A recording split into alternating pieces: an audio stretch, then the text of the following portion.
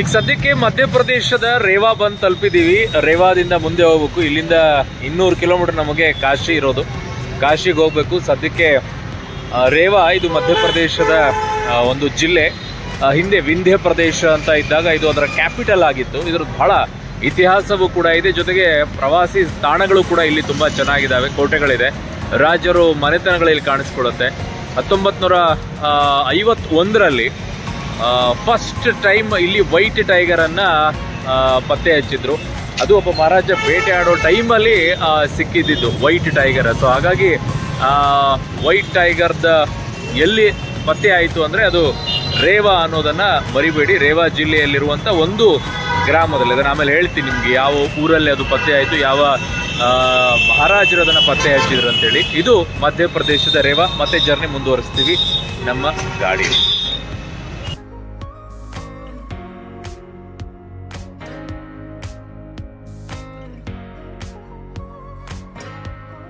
So Rewa ಜಿಲ್ಲೆಯಲ್ಲಿ ಸ್ವಲ್ಪ ಹೊತ್ತು ನಿಂತ್ಕೊಂಡು ಅಲ್ಲಿಂದ ಮತ್ತೆ ಮುಂದೆ ಪ್ರಯಾಣ ಶುರು ಮಾಡಿದ್ವಿ. ಇಲ್ಲಿಂದ ಮುಂದೆ ಹೋಗ್ತಾ ಇದ್ದಂಗೆ ಫಸ್ಟ್ ಟೈಮ್ ನಮಗೆ ಒಂದು 150 ಕಿಲೋಮೀಟರ್ ದೂರದಲ್ಲೇ ಟ್ರಾಫಿಕ್ ಕಾಣಿಸೋಕೆ ಶುರುವಾಯಿತು. ಒಬ್ಬೊಬ್ಬೊಬ್ಬ ನೋಡ್ರಿ ಅಲ್ಲಿ ಎಷ್ಟು ದೂರ ಇದೆ ಟ್ರಾಫಿಕ್ ನೋಡಿನೇ ಮುಂದೇನಪ್ಪ ಅಂತ ಅನಿಸ್ಬಿಟ್ಟಿತ್ತು ನಮಗೆ. ಬಟ್ ಆದರೂ ಕೂಡ ಮುಂದೆ ನಿಮ್ಗೊಂದಿಷ್ಟು ದೃಶ್ಯಗಳನ್ನು ತೋರಿಸ್ತಾ ಗೊತ್ತಾಗುತ್ತೆ ಎಲ್ಲೆಲ್ಲಿ ಹೇಗೆ ಜಾಮ್ ಇತ್ತು ಅಂತೇಳಿ. ಅದರ ಡೀಟೇಲ್ ಹೇಳ್ತೀನಿ ನೋಡಿ. ವಾರಣಾಸಿಗೆ 155 ಕಿಲೋಮೀಟರ್ ದೂರದಲ್ಲೇ ಇದ್ವಿ ನಾವಿನ್ನು. ತದನಂತರ ಓಡಿಸಿದ್ವಿ ಗಾಡಿಯನ್ನ. ಬಟ್ ಇನ್ನೊಂದು ಇಂಪಾರ್ಟೆಂಟ್ ಹೇಳಬೇಕು, ಟೋಲ್ ಮಾತ್ರ ಸಿಕ್ಕಾಪಟ್ಟೆ. ಕಾಶಿ ತಲುಪುವಷ್ಟರಲ್ಲಿ ನಿಮಗೆ ಸುಮಾರು ಒಂದು 3200-300 ರೂಪಾಯಿ ನಿಮಗೆ ಬರೀ ಟೋಲಿಗೆ ಕಟ್ಟಬೇಕಾಗತ್ತೆ. ಸಿಕ್ಕಾಪಟ್ಟೆ ಟೋಲ್ ಅಂದರೆ ಟೋಲು. 45 ಕಿಲೋಮೀಟರು 40 ಕಿಲೋಮೀಟರ್ಗೆ ಒಂದೊಂದು ಟೋಲ್ ಇದ್ದಾವೆ. ಫೈನಲಿ ಕಾಶಿ ಅಂತ ತಲುಪಿದ್ವಿ. ಒಳಗಡೆಗೆ ಬಿಡ್ತಾ ಇರಲಿಲ್ಲ, ಕಾರ್ಗಳನ್ನೆಲ್ಲ ಹೊರಗಡೆನೇ ಇಡಿಸ್ಬೇಕಾಗಿತ್ತು. ಹಾಗಾಗಿ ಸ್ವಲ್ಪ ಒಂದು 2 ಕಿಲೋಮೀಟರ್ 3 ಕಿಲೋಮೀಟರ್ ದೂರದಲ್ಲೇ ಕಾರನ್ನು ನಿಲ್ಲಿಸ್ಬಿಟ್ಟು ಅಲ್ಲಿ ಆಟೋ ರಿಕ್ಷಾಗಳಿದ್ವು. ಆಮೇಲೆ ಇವರೆಲ್ಲ ನಡ್ಕೊಂಡು ಹೋಗೋಣ ಅಂತಂದ್ರು. ನಡೀರಿ ಅಂತೇಳಿ ನಡ್ಕೊಂಡು ಹೋದ್ವಿ.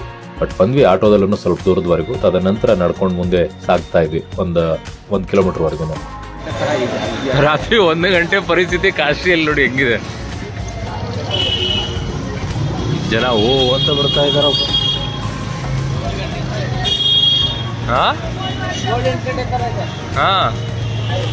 ರಾತ್ರಿ 1 ಗಂಟೆ ಟೈಮ್ ಇದು. ಫೈನಲಿ ನಾವು ಬಂದು ತಲುಪಿದ್ವಿ ನಮ್ಮ ಜಾಗಕ್ಕೆ. ಅದೇ ಕಾಶಿಯಲ್ಲಿರುವಂತಹ ಜಂಗಮವಾಡಿ ಮಠ. ಇದ್ರ ಬಗ್ಗೆ ಡೀಟೇಲ್ ಆಗಿರುವಂಥ ವಿಡಿಯೋನ ಒಂದು ಸಪರೇಟ್ ಆಗಿರುವಂಥ ಎಪಿಸೋಡಲ್ಲಿ ಹೇಳ್ತೀನಿ. ಕಾರಣ ಭಾಳ ಮುಖ್ಯವಾಗಿದೆ. ಸರ್ಕಾರವು ಕೂಡ ಈ ಕಡೆಗೆ ಭಾಳ ಗಮನ ಹರಿಸಬೇಕು. ಯಾಕಂದರೆ ಕಾಶಿಗೆ ಅನೇಕರು ರಾಜ್ಯದಿಂದ ಹೋಗ್ತಾರೆ. ಅಂಥವರೆಲ್ಲ ಹೋಗಿ ಉಳ್ಕೊಳ್ಳುವಂಥ ಜಾಗನೇ ಈ ಜಂಗಮವಾಡಿ ಮಠ. ತುಂಬ ಚೆನ್ನಾಗಿದೆ. ಬಟ್ ಅದಕ್ಕೊಂದಿಷ್ಟು ಸೌಕರ್ಯಗಳನ್ನು ಕೊಡಬೇಕು. ಅದರ ಬಗ್ಗೆ ಡೀಟೇಲ್ ಆಗಿ ಹೇಳ್ತೀನಿ ನಿಮಗೆ ಇನ್ನೊಂದು ಎಪಿಸೋಡ್ನಲ್ಲಿ. ನೋಡಿ ಇಲ್ಲೆಲ್ಲ ರಾತ್ರಿ ಬಂದಾಗ ಜನ ಇಲ್ಲೇ ಉಳ್ಕೊಂಡಿದ್ದಾರೆ. ರೂಮ್ಗಳು ಕೂಡ ಇದ್ದಾವೆ. ಬಟ್ ಇಲ್ಲೂ ವರಾಂಡದಲ್ಲಿ ಮಲ್ಕೊಳ್ಳೋಕೆ ಹಾಗೆ ಬಿಟ್ಬಿಡ್ತಾರೆ. ಆರಾಮಾಗಿ ಬಂದು ಜನ ಇಲ್ಲಿ ಮಲ್ಕೊಳ್ತಾರೆ. ರೆಡಿ ಆಗಿಬಿಟ್ಟು ಇಲ್ಲೆಲ್ಲ ಊಟದ ವ್ಯವಸ್ಥೆ ಕೂಡ ಇದೆ. ಪ್ರಸಾದ ಕೊಡ್ತಾರೆ. ಅದನ್ನೆಲ್ಲ ಸ್ವೀಕಾರ ಮಾಡಿಕೊಂಡು ಕಾಶಿಯಲ್ಲೆಲ್ಲ ಸುತ್ತಾಡಿಕೊಂಡು ಜನ ಹೋಗ್ತಾರೆ. ಕುಟುಂಬ ಸಮೇತರಾಗಿ ಬರ್ತಾರೆ. ಇಲ್ಲಿ ಎಲ್ಲ ಕಡೆಯೂ ಕೂಡ ಜನ ನೋಡಿ. ಇಲ್ಲಿ